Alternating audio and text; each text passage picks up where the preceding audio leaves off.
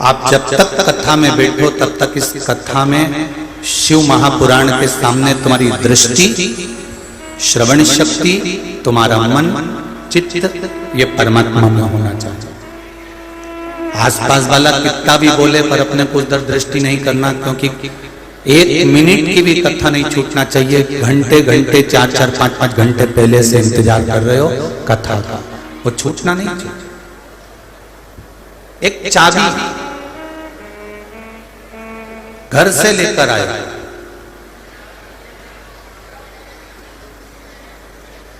और वो चाबी अगर कहीं गिर गई, खो गई,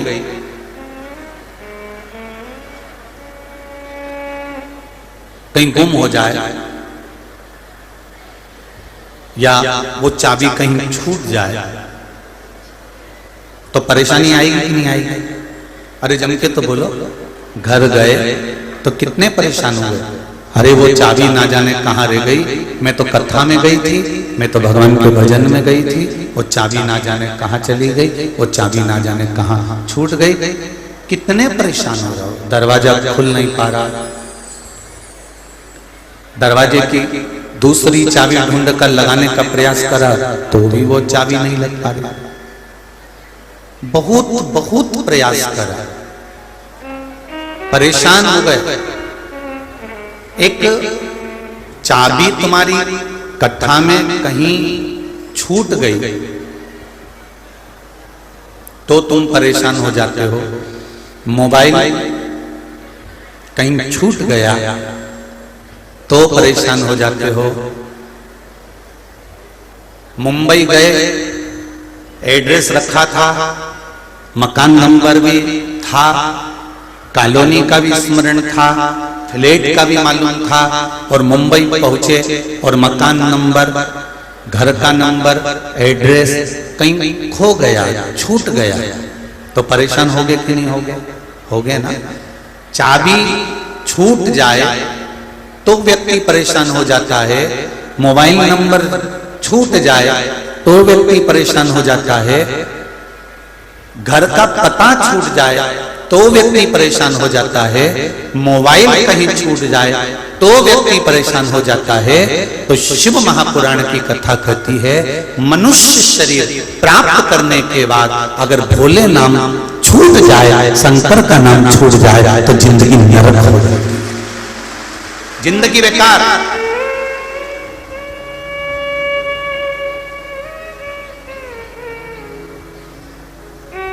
मानव शरीर प्राप्त करने के बाद अगर परमात्मा का नाम छूट गया, मानव शरीर प्राप्त करने के बाद यदि भगवान का नाम छूट गया तो ये जीवन का कोई महत्व नहीं, इस जीवन का कोई मोल तत्व नहीं।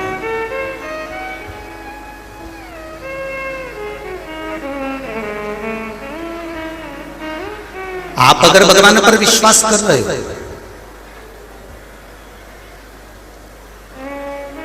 कई पढ़े लिखे जो लोग होते हैं, हम उनको पढ़ा लिखा कह रहे हैं, पर उनके नाम के आगे होना चाहिए लिखे पढ़े। पढ़ा लिखा व्यक्ति कभी ये नहीं कहता कि ईश्वर नहीं है। लिखा पढ़ा व्यक्ति जो होता है ना, वो कह देता है, अरे कोई भगवान है क्या, कोई ईश्वर है क्या, कोई शंकर जी पे लोटा बल के जल चढ़ाने से कुछ होता है क्या, क्या भगवान को बेलपत्री चढ़ाने से कुछ होता है क्या, क्या भगवान को एक बेलपत्री पर शहद लगाकर चढ़ाने से कुछ होता है क्या? जो पढ़ा लिखा है, जो विद्वान है, जो पढ़ा लिखा व्यक्ति है, वो कभी संशय नहीं करेगा कि परमात्मा है कि नहीं है। क्यों? क्योंकि पढ़ा लिखा डॉक्टर भी होता है, और डॉक्टर जब किसी पेशेंट को, किसी मरीज को जब इलाज करता है, और इलाज करते समय जब ऑपरेशन करने के लिए जाता है, ऑपरेशन कर कर जब वापिस आता है, तब एक ही बात कहता है, अब ये अगर शरीर बेकार हो चुका है, पूरा समाप्त हो चुका है, तो वो कहता है कि अब मेरे हाथ में नहीं, अब उसके हाथ में है। मतलब पढ़ा लिखा व्यक्ति भी ये जानता है कि ईश्वर है।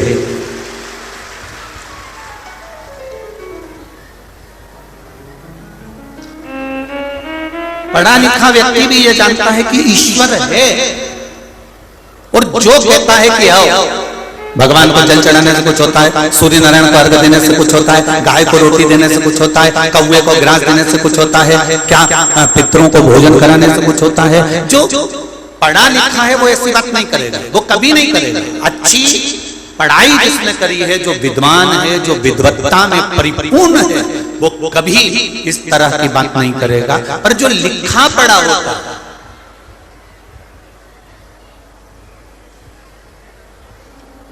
जो लिखा पढ़ा हो वो कर सकता।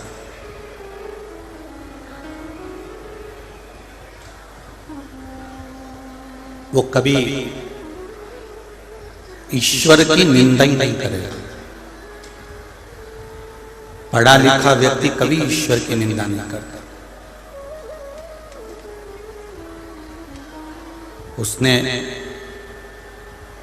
मन में एक विचार बनाया, हाँ ये जरूर है, पढ़ा लिखा व्यक्ति ढोंग ढकोसला या फालतू के जो नाटक होते हैं ना, इसको पढ़ा लिखा व्यक्ति कभी पसंद नहीं करता, कभी पसंद नहीं करेगा। चोंगे जैसी आवाज आ रही है, उसको सुधार ला। पढ़ा लिखा व्यक्ति ढोंग ढकोसले को या फालतू के प्रपंच को कभी पसंद नहीं करता। पढ़ा लिखा व्यक्ति केवल इतना जानता है कि ईश्वर है, कोई सत्ता, कोई ईश्वर, कोई परमात्मा जरूर हमारे ऊपर विराजमान है। जब हम कोई कार्य करते हैं तो उसकी दृष्टि में रहता है, और रहता है तो वो संभाल लेता है, ये निश्चित है।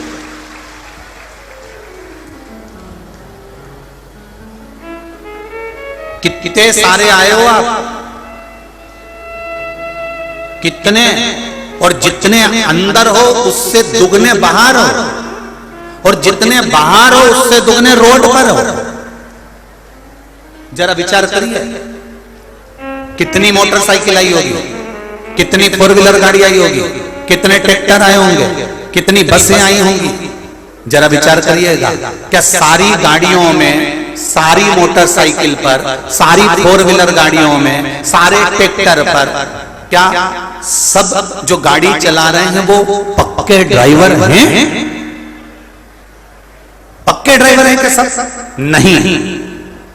कोई कोई ने तो कहा चलो मैं ले चलता हूँ, छोड़ देता हूँ, चलो मेरे पीछे बैठो, मैं अभी छोड़ के आता हूँ। भले वो नया ड्राइवर है, उसको नहीं मालूम गाड़ी चलाना, फिर भी वो लेकर आ गया। अब किसके भरोसे पर आए? तुम ड्राइवर के भरोसे पर नहीं आए हो, तुम देवाधिदेव महादेव के भरोसे पर आए हो, क्योंकि मैं महाकथा सुनने जा रही हूं। ये निश्चित है कि वो मुझे संभाल लेगा। एक पत्र आया है, जरा ध्यान दिए इस पत्र पर।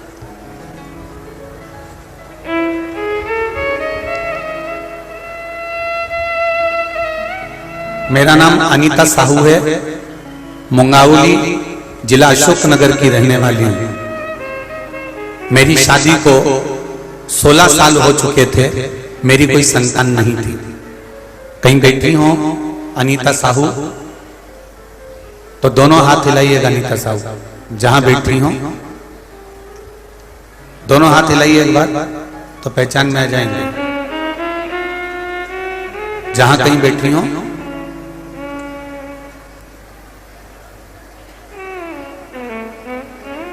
कहीं दिख रही हो तो हाथ हिलाइएगा। अनीता जी साहू,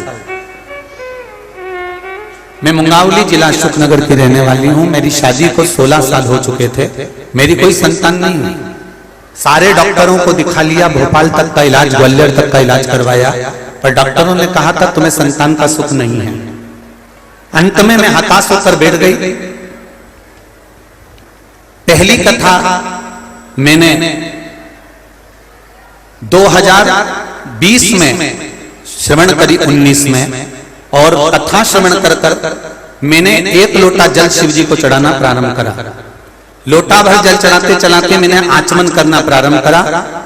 3 महीने तक मैं मंदिर में लगातार, जैसे आप कहते हो कि 3 महीना तो कम से कम भगवान का इंतजार करो, मैं 3 महीने मंदिर जाती रही, आचमन करती रही, बेलपत्री चढ़ाती रही, खाती रही, जिन डॉक्टरों ने कहा था 16 साल तक मुझे संतान नहीं हुई, बाबा की कृपा से 3 महीने बाद मेरा गर्भ ठहर गया और 2/5/2020 में गुरुजी भगवान की कृपा से मुझे पुत्र रत्न की प्राप्ति हो गई। और बाबा की कृपा देखिए गुरुजी, 2/5/2020 में मेरे यहाँ पुत्र हुआ और 21/9/2021 में मेरे घर एक बेटी का जन्म हो गया। जो डॉक्टर कहते थे कि 16 वर्ष तक जो कहते रहे कि संतान नहीं होगी, संतान नहीं प्राप्त होगी, मैं दोनों बच्चों को लेकर शिव महापुराण में इस शंकर भगवान की कंकर की भूमि को दंडवत करने आई हूं। मैं इस भूमि को नमन करने आई हूं। जहां कहीं भी बैठी हूं, बहुत बहुत साधुवाद। बाबा देवादी दोनों बच्चों के फोटो इस पत्र में उन्होंने लगाए हैं, बेटा और बेटी के। जो लोग एलईडी पे देख रहे हैं वो देख सकते हैं, और जो लोग सम्मुख में देख रहे हैं वो देख सकते हैं। शिव कृपा शंकर। हम तो अशोक नगर वालों से कहेंगे,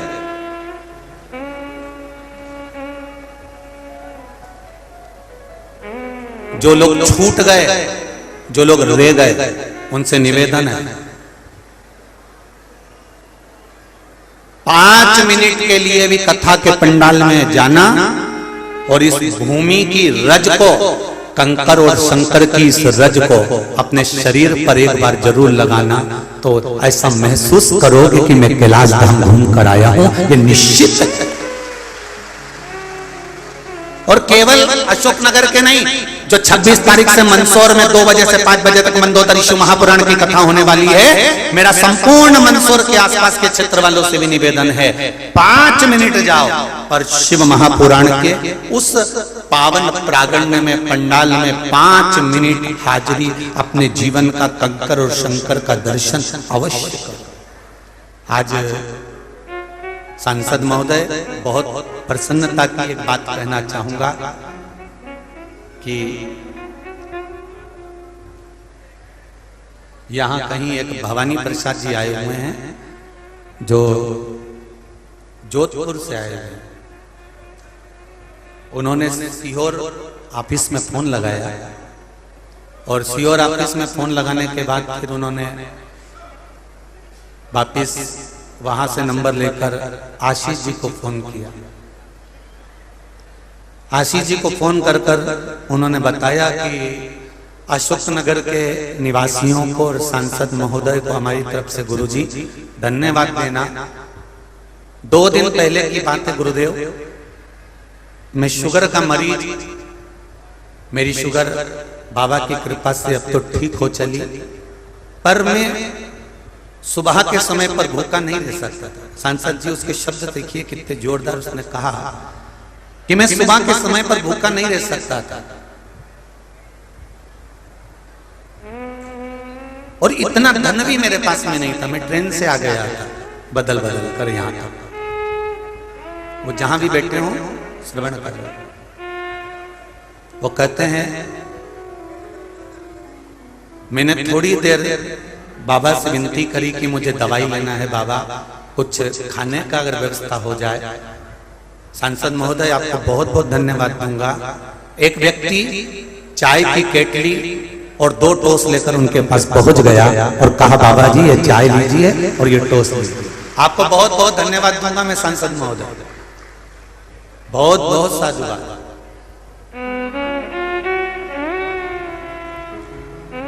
उसकी खुशी का मैं वर्णन नहीं कर सकता इस व्यासपीठ से।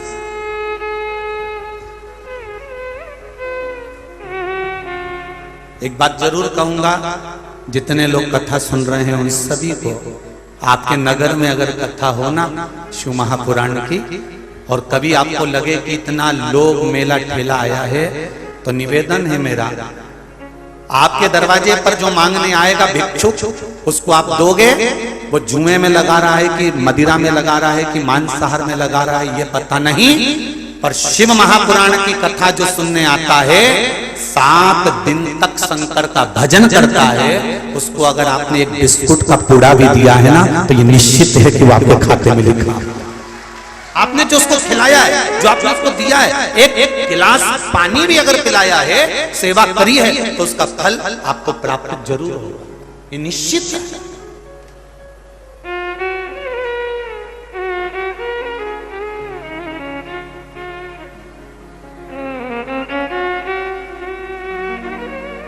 उस बुजुर्ग व्यक्ति का एक शब्द था, सांसद जी, कहूंगा तो लोग कहेंगे कि गुरुजी व्यासपीठ से सांसद जी का वर्णन करें, पर उस बुजुर्ग अगर वो यहाँ बैठा होता तो मैं उसको माइक दे देता, कहीं बैठा जरूर है, उसको माइक देता बोलने के लिए। उसका शब्द था कि इनका नाम कृष्ण पाल है और ये भी यादव हैं। कहना चाहूंगा मेरे भगवान कृष्ण भी यदुवंश में हुए थे और जैसे उन्होंने द्वारका का आनंद कराया था वैसे इन्होंने अशोकनगर में आनंद कराया। मैं कहना उस बुजुर्ग के शब्द इतने प्रबल शब्द थे महाराज, इतने। ये शिव कृपा है, ये शंकर की उदारता, उसकी करुणा।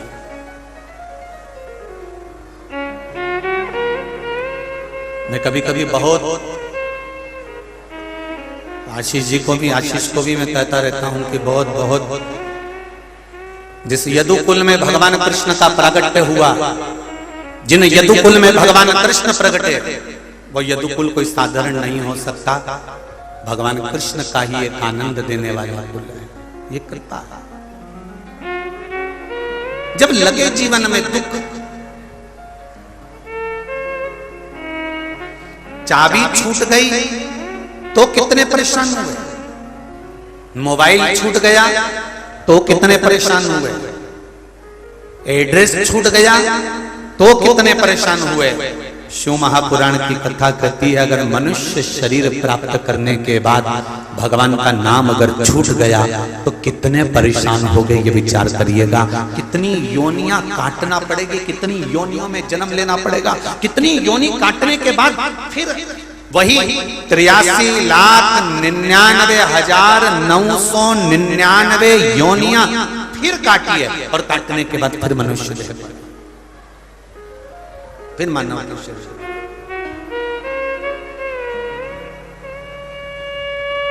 फिर मानव का शरीर प्राप्त करें।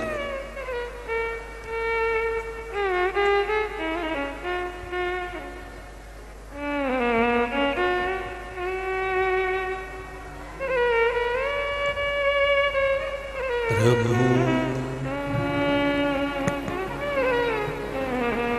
हम जरा विचार करें, हम जरा हृदय चित्त रखें, स्मरण रखें।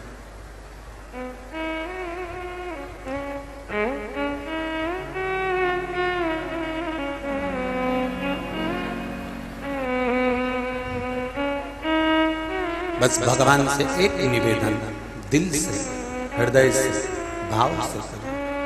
प्रभु हम भी शरणागत हैं, स्वीकार करो तो जाने। प्रभु हम भी शरणागत हैं, स्वीकार करो तो जाने। प्रभु हम भी शरणागत हैं, स्वीकार करो तो जाने। प्रभु हम भी शरणागत सब गाइए आनंद के साथ। स्वीकार करो तो जाने। अब हमें पतित से पावने, अब हमें पतित से पावने। सरकार करो तो जाने। अब हमें पतित से पावने, सरकार करो तो जाने। अब हमें पतित से पावने, सरकार करो तो जाने। प्रभु हम भी शरणागत हैं, स्वीकार करो तो जाने। प्रभु हम भी शरणागत हैं, स्वीकार करो तो जाने। स्वीकार करो तो जाने, स्वीकार करो तो जाने। स्वीकार करो तो जाने।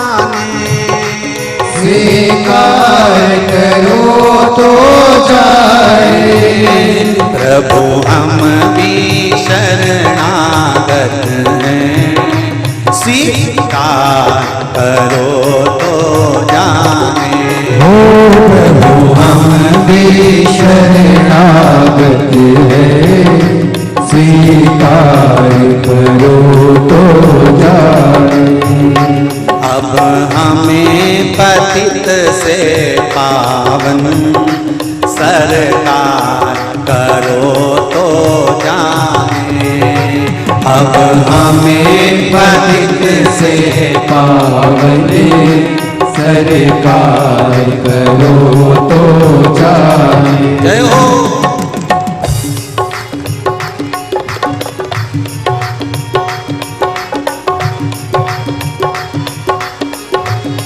जय हो।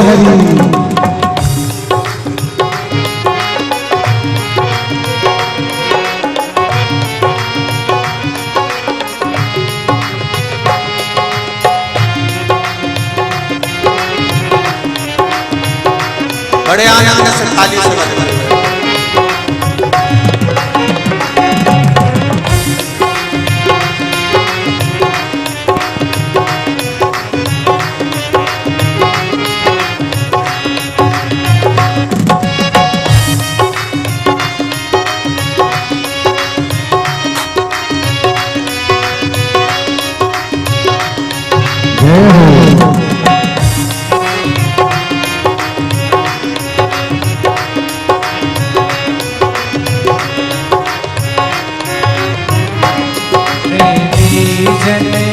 तुमको पाते तुम भक्ति भावे वश आते। जन तुमको पाते तुम भक्ति भाव बस आते। जन तुमको पाते तुम भक्ति भावे वश आते। जन तुमको पाते तुम भक्ति भाव से आते। तुम भक्ति भावे वश आते। तुम भक्ति भाव बस आते।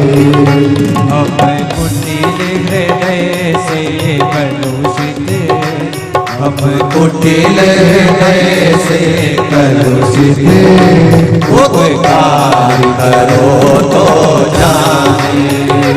हम कुटिल हृदय से कलुषित उपकार करो तो जाने।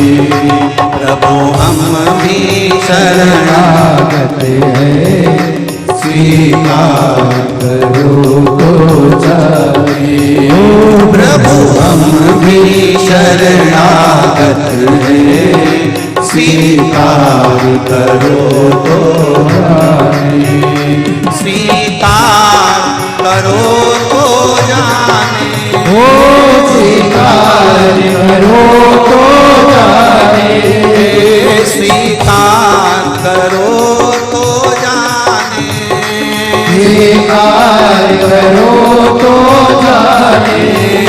प्रभु हम भी शरणागत हैं, स्वीकार करो तो जाने। प्रभु हम भी शरणागत हैं, स्वीकार करो तो जाने। अब हमें पतित से पावन सरकार करो तो जाने।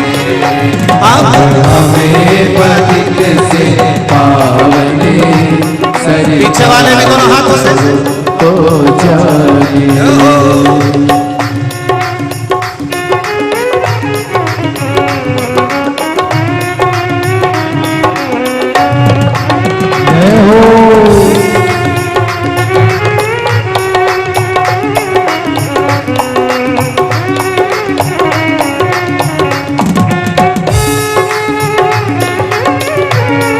हरि बोल।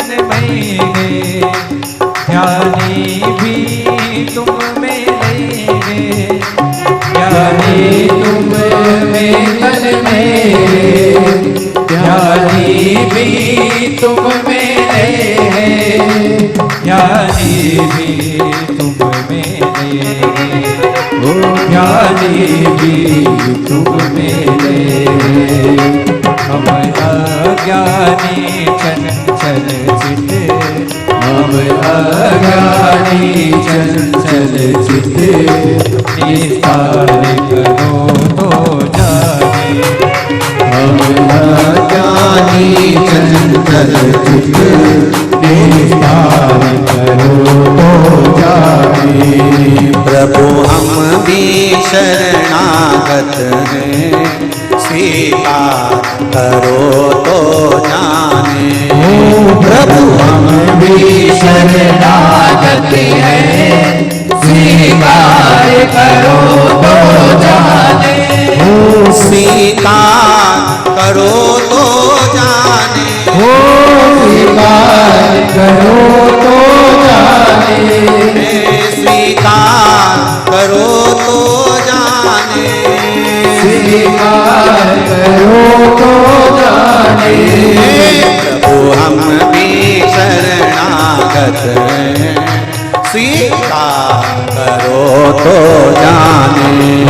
प्रभु हम भी शरणागत हैं, स्वीकार करो तो जाने। अब हमें पतित से पावन सरकार करो तो जाने। अब हमें पतित से पावन स्वीकार करो तो जाने।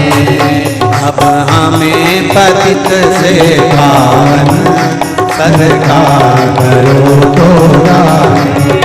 अब हमें पतित से पावन सरकार करो तो जाने। स्वीकार करो तो जाने। स्वीकार करो तो जाने। स्वीकार करो तो जाने। स्वीकार करो तो जाने। हर हर भगवान शिव की भक्ति करते हैं। अपने स्थान पर बैठकर भगवान शंकर के मूल मंत्र का स्मरण करेंगे। आज मासिक शिवरात्रि है, महीने की शिवरात्रि और श्राद्ध पक्ष दोनों चल रहा है। दिल से बाबा देवाधिदेव महादेव से प्रार्थना करिए। श्री शिवाय नमस्तुभ्यं, श्री शिवाय नमस्तुभ्यं, श्री शिवाय नमस्तुभ्यं, श्री शिवाय नमस्तुभ्यं, श्री शिवाय नमस्तुभ्यं। भोला सब दुख काटो ओ भोला सब दुख काटो।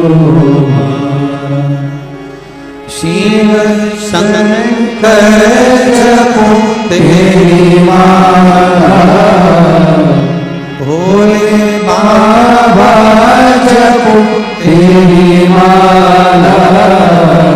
भोला सब दुख काटो माला। ओ भोला सब दुख काटो माला। शिव से अपने मन की बात।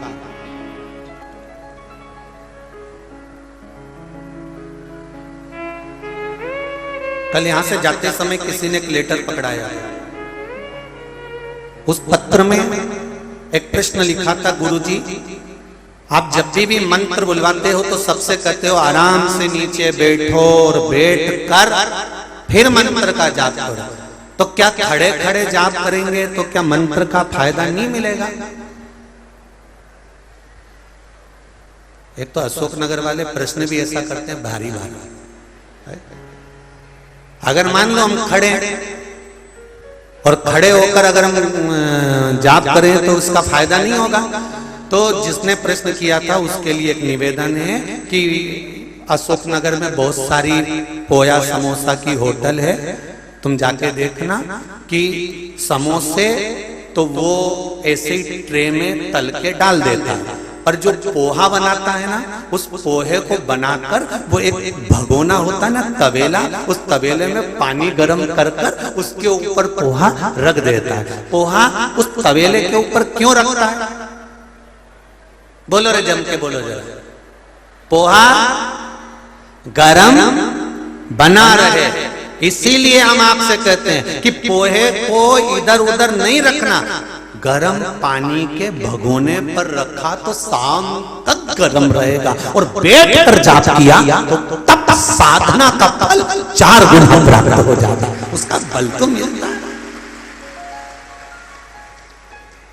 अब तुम केवल समोसा होते तो तुमको ट्रे में पटक देते कि तुम जहां खड़े हो खड़े रहो, पर पोहा पानी जो गर्म होता है उसके भगोने पर रखा जाता है, जिससे पोहा गर्म रहे शाम तक। इसलिए सनातन हिंदू धर्म में, सनातन धर्म में आसन लगाकर बैठने का नियम है कि आसन लगाकर बैठोगे तो समझो कि ये इससे तप बल बढ़ रहा है, इससे जो प्राप्त हो रहा है उससे सुख का अनुभव होगा, एक आनंद का अनुभव।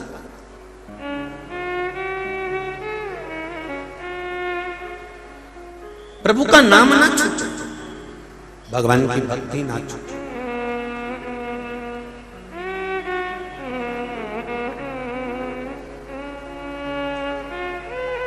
आसन की कितनी महत्वता है।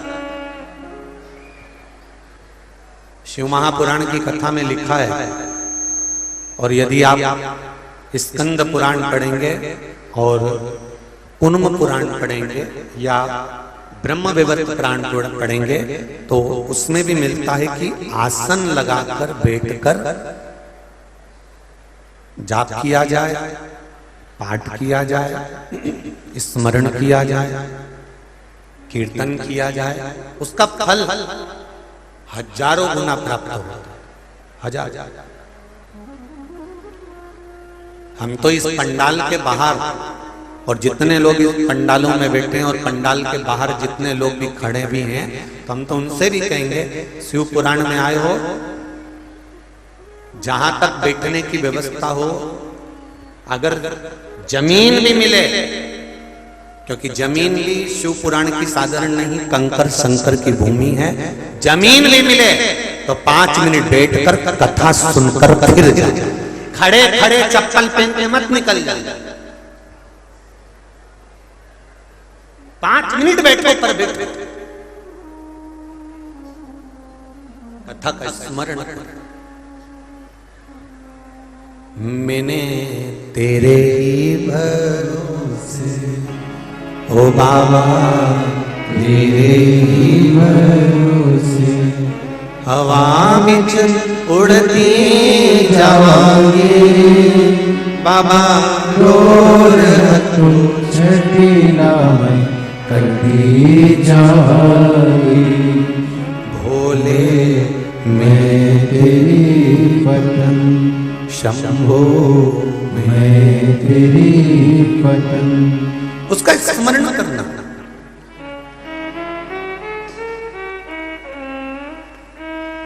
स्वधा के घर में, पितरों की धर्म पत्नी के घर में, पितरों के घर में 3 बेटियों का जन्म हो गया, मैना, धन्या, कला। इन तीनों को सनकादि ऋषि का श्राप लग गया कि तुम मृत्यु लोक में जन्म लोगी, पृथ्वी पर जाओगी। इन्होंने संतों के चरण को पकड़ लिया, क्षमा मांग ली, तो संतों ने आशीर्वाद दे दिया कि तुम तीनों के गोद में 3 बेटियां खेलेंगी जो जगत का कल्याण करेंगी, जगत का उद्धार।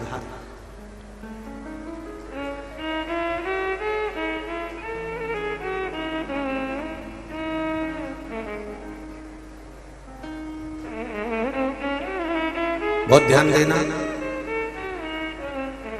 21,600 श्वास में से थोड़ी बहुत श्वास ऐसी होती होगी जिसमें तुम भगवान का भजन करते। 21,600 श्वास में से आधी श्वास तो तुम्हारी सोने में निकल जाती है।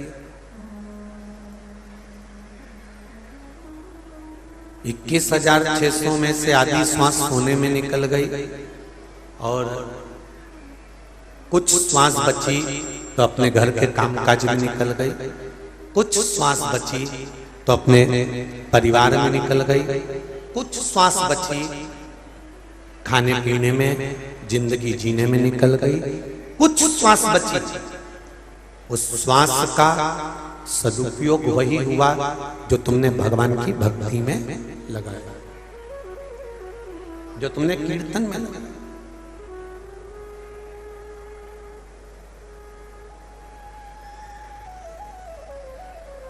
महाराज गाय के पीछे बछड़ा चलता है। बोलो किस किसने देखा है? जम के हाथ बोलो, जल्दी से हाथ उठा के। गाय के पीछे बछड़ा चलता है, ये निश्चित है।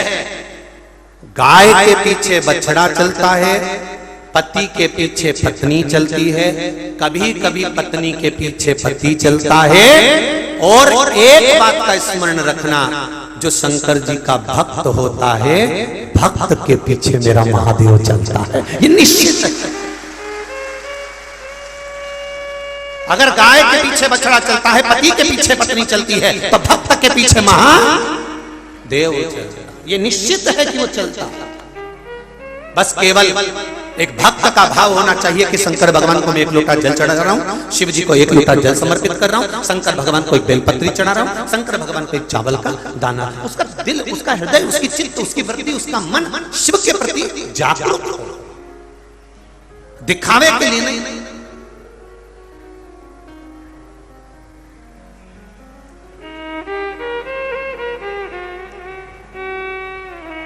आप दिखावे के लिए अगर भगवान को पाना चाहोगे तो भगवान कभी नहीं मिल सकता, कभी भी। आप कितना ही प्रयास कर लो, परमात्मा नहीं मिलेगा। हाँ, अगर निर्मल मन सोमो ही पावा, अगर आपका मन साफ है, निर्मल है, आपके भीतर कपट नहीं, छल नहीं, बेईमानी नहीं, प्रपंच नहीं, तो भगवान मिलेगा निश्चित। उसको पाने के लिए बहुत सहज स्वभाव।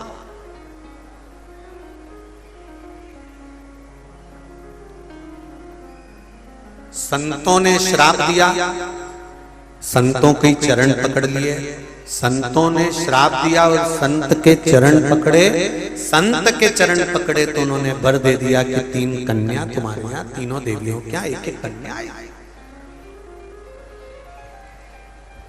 इसको कहते सामंजस्य बनाना।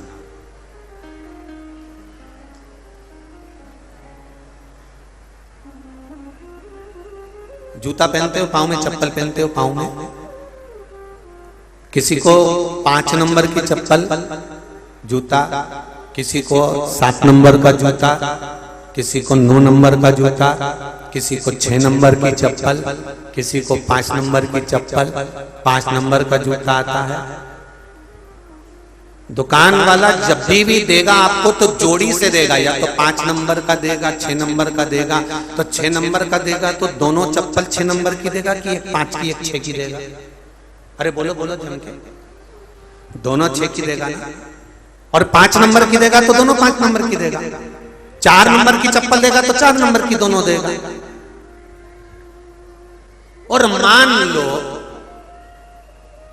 तुमने कहा साहब हमारे पाँव में जूता पहनना है, और तुमने कहा कि साहब हमको जूता पहना दो, चप्पल पहना दो, और वो चप्पल लाया, और एक उसने तुमको 8 नंबर की पहना दी, और एक चप्पल उसने तुमको 6 नंबर की पहना दी। अब तुम कितने किलोमीटर चल सकते हो बोलो?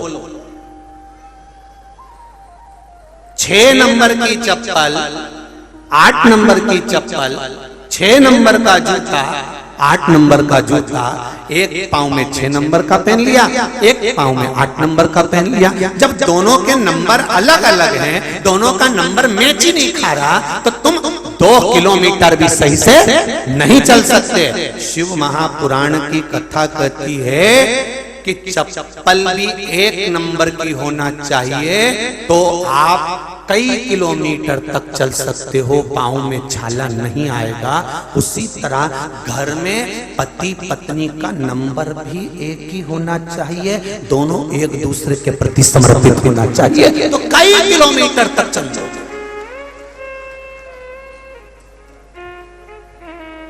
अब जेठानी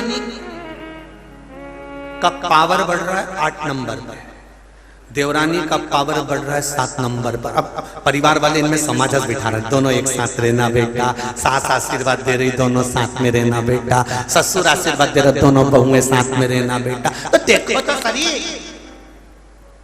कि कैसे इनको बिठाया जाए एक जगह। ये बिना अगर 8 नंबर 7 नंबर 6 नंबर 5 नंबर बदल बदल कर जूता पहनोगे तो 2 किलोमीटर नहीं चल सकते। दोनों का बराबर भाव होना चाहिए। पति जितना पत्नी के प्रति समर्पित हो, पत्नी उतनी पति के प्रति समर्पित होना चाहिए, तो कई किलोमीटर तक की यात्रा हो सकती। कई किलोमीटर। एक भाई दूसरे भाई पर जितना समर्पित है उतना एक भाई दूसरे भाई पर समर्पित हो, कई किलोमीटर की यात्रा हो सकती है। बचपन जवानी अधेड़ी कितनी निकल जाएगी।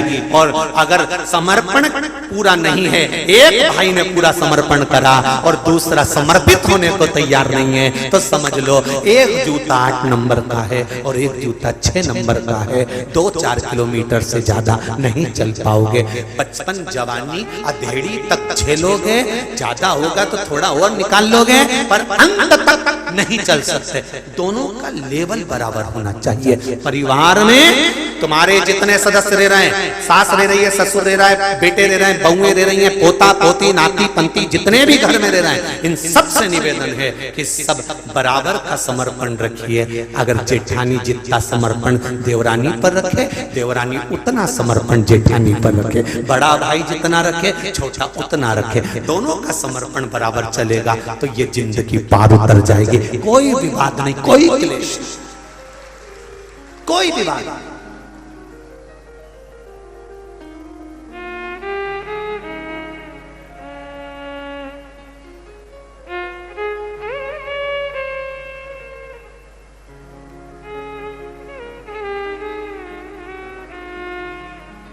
एक बात आपसे कहना चाहेंगे, शिव महापुराण आपको प्रॉपर्टी की वसीयत नहीं दे सकती, पर शिव महापुराण प्रॉपर्टी को बचाने के लिए नसीहत जरूर दे सकती है। ये निश्चित है।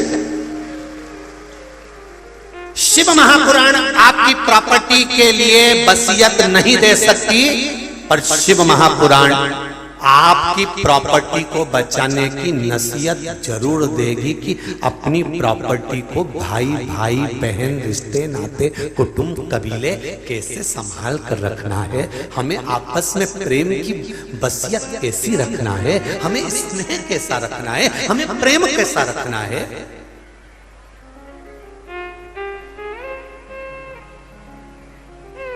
अशोकनगर वालों से एक प्रश्न पूछना है, पूछ लूं क्या? अरे बोलो तो जम के उत्तर दे दोगे? ठीक है उत्तर देना।